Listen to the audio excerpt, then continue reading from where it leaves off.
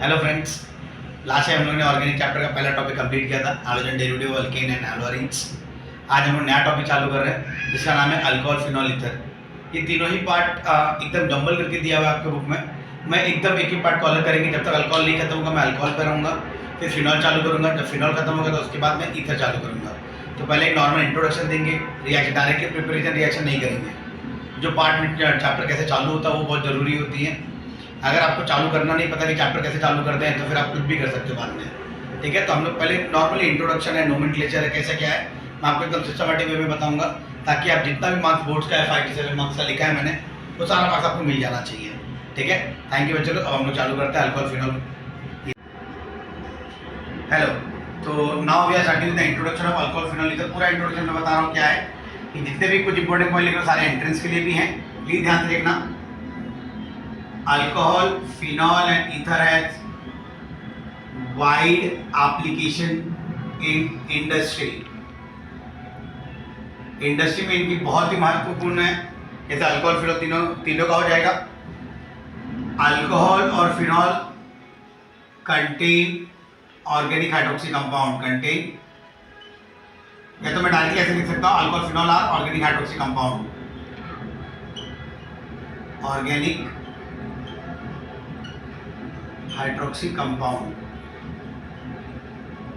बहुत सारे पॉइंट लिख रहा हूं मैं आपके लिए ताकि आपको समझ में आ जाए। जैसे वुड पॉलिश हो गया, wood polish contain spirit known as ethanol, अपना इथाइल अल्कोहल, इथेनॉल, मेंथॉल, हर एक के बारे में लिख रहा हूँ। मेंथॉल जो अपने को मिलता है ऑयल ऑफ पेपरमिंट से,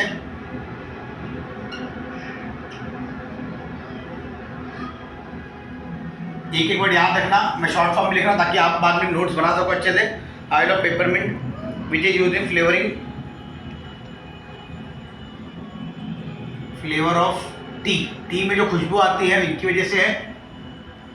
फिर आता है अपना कोलेस्ट्रॉल,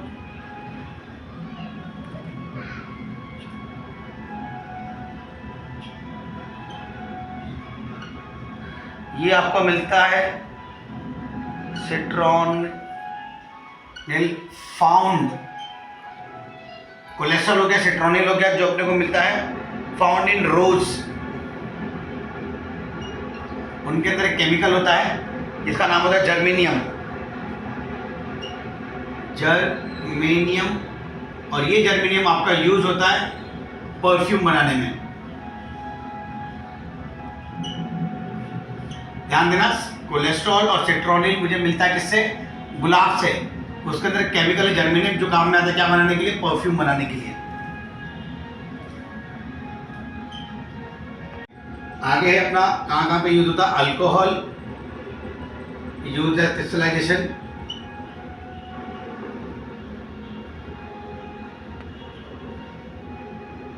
कहाँ कहाँ पे मिलता है ये, केन शुगर, केन शुगर हो गया, कॉटन क्लोथ हो गए, राइटिंग पेपर हो गया जो हम जिस पे लिखते हैं, राइटिंग पेपर हो गया, contain organic hydroxy compound, organic hydroxy मतलब OH ग्रुप, मिथाइल सैलिसिलेट। मैं एक एक चीज लिख रहा हूं आपके लिए, methyl salicylate which is used as flavoring agent,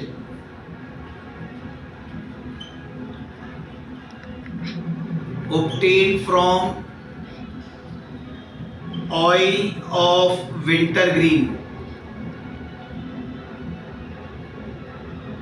ध्यान देना, ये जो मिथाइल सैलिसिलेट है ये फ्लेवरिंग एजेंट की तरह यूज किया जाता है, जो अपने को मिलता है ऑयल ऑफ विंटरग्रीन से। फिनॉल के बारे में लिख रहा हूं, phenol is used as general disinfectant,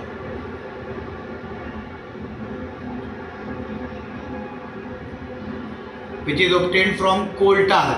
coal tar मतलब जो डामर होता है रोड बनाने के लिए, उसके अंदर फिनॉल में जो यूज होता है जनरल डिसइंफेक्टेंट की तरह। ईथर के बारे में जा रहा हूं, ether are chemically inert which are used as solvent in many chemical reaction. Ether के बारे में तो ध्यान देना, इसके अंदर एक केमिकल है anisole. Anisole has a pleasant smell.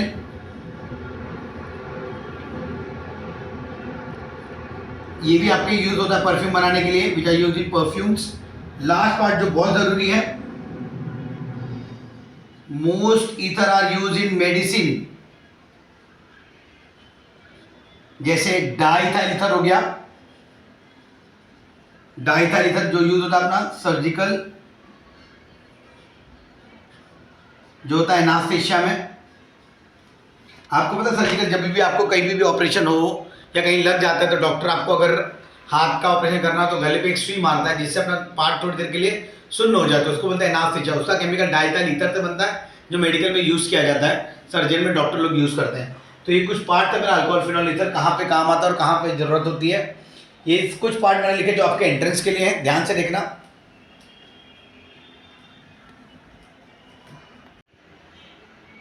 Okay, सो ये अभी मैंने आपको नॉर्मल इंट्रोडक्शन दिया, अल्कोहल फिनॉल ईथर का पूरा नॉर्मल इंट्रोडक्शन हो गया।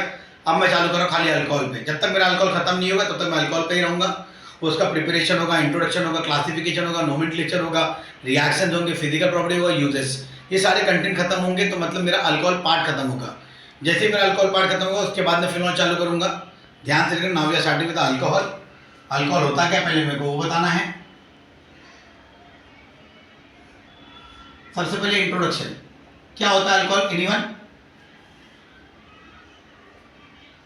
लिख देता हूं पहले। Alcohol are derivative of hydrocarbon in which one or more hydrogen atom is replaced by hydroxyl group, मतलब OH ग्रुप। इसका मतलब है ये मेरा हाइड्रोकार्बन हो गया, मतलब कोई भी हाइड्रोकार्बन मैंने अल्केन ले लिया, इसके अंदर से अगर मैं एक हाइड्रोजन एटम को मैं रिप्लेस करूं OH ग्रुप से तो उसको बोलते हैं अल्कोहल। जब एक hydrogen atom of hydrocarbon is replaced by OH group then the compound is known as alcohol. इनके बाद इसके बाद आता है इसका classification of alcohol.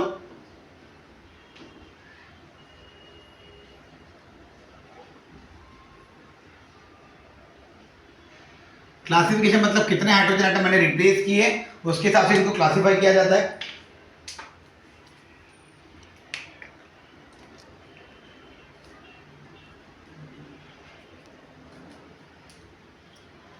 On the basis of OH group,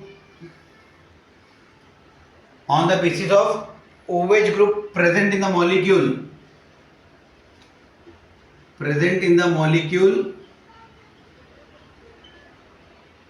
alcohol are classified as, बहुत सारे पार्ट में क्लासिफाई किया जाता है, ध्यान से देखना।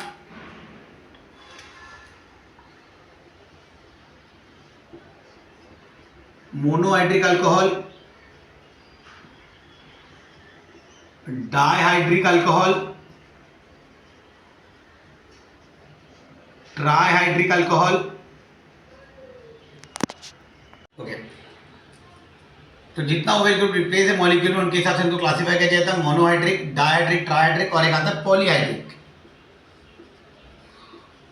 Polyhydric alcohol. ये चार पार्ट में क्लासिफाई किया जाता है। तो पहला क्लासिफिकेशन क्या है, ध्यान से देखना। पहला क्लासिफिकेशन में मोनोहाइड्रिक है, तो मोनोहाइड्रिक मतलब क्या, monohydric alcohol contain one OH group. तो डाइहाइड्रिक में क्या होगा, डाइहाइड्रिक अल्कोहल कंटेन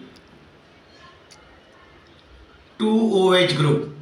ट्राइहाइड्रिक क्या होगा, trihydric alcohol contain 3 OH group in the molecule, सब मॉलिक्यूल में रहेगा। पॉलीहाइड्रिक में क्या होगा,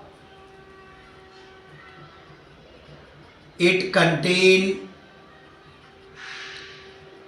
more than 3 OH group in the molecule।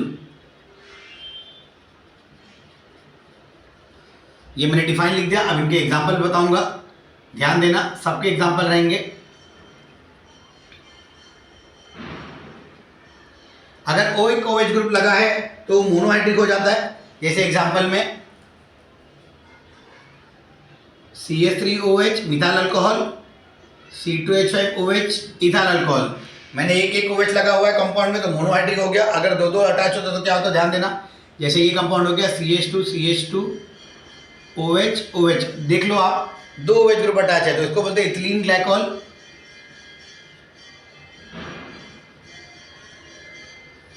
इसका नाम क्या है, मिथाइल अल्कोहल। इसका नाम क्या है, इथाइल अल्कोहल। ध्यान देना, एक OH ग्रुप है यहाँ पे कितना ग्रुप है, दो है, क्योंकि आपने मॉलिक्यूल में लिखा हुआ है कि दो OH ग्रुप रहेगा। ट्राइहाइड्रिक अल्कोहल में ध्यान देना क्या नाम आएगा इसका, CH2 CH CH2, तीनों जगह OH OH अटैच कर रहा हूं मैं।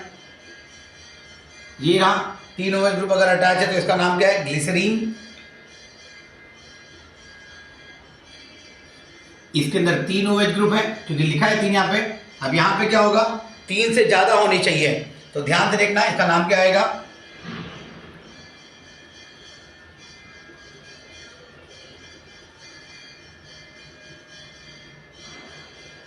मैंने तीन से ज्यादा ले लिया, मतलब तीन से ज्यादा, देख लो यहाँ पे 6 OH ग्रुप अटैच है।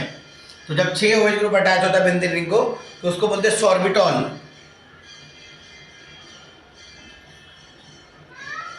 अगर आप इसका आयुर्वेद लिखना चाहते हो तो हेक्साहाइड्रिक अल्कोहल है इसका नाम। हेक्सा क्योंकि 6 है, हेक्साहाइड्रिक अल्कोहल, ये नाम है इनके। ये रहा मेरा क्लासिफिकेशन यहाँ पे।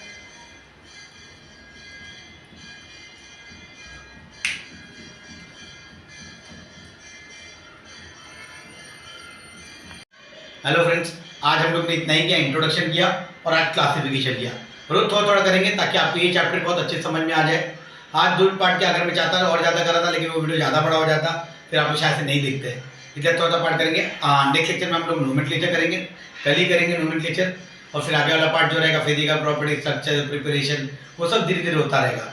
इस तरीके से आपका पूरा चैप्टर बहुत अच्छे से हो जाएगा और जो भी बोर्ड था इसमें परसेंटेज वेटेज है 5 to 7 मार्क्स, आपको सारा का सारा मार्क्स मिल जाएगा। होप आपको ये लेक्चर जो आज मैंने पढ़ा आपको अच्छा लगा रहेगा। अगर आपको लेक्चर अच्छा लगा रहेगा तो प्लीज़ चैनल को सब्सक्राइब करिए और अपने दोस्तों तक शेयर करिए ताकि उन लोगों तक पहुंच सके जिनको ये चैप्टर डिफिकल्ट लगता है और मैं ये चैप्टर एकदम सिंपल करता हूँ। थैंक यू बच्चे लोग।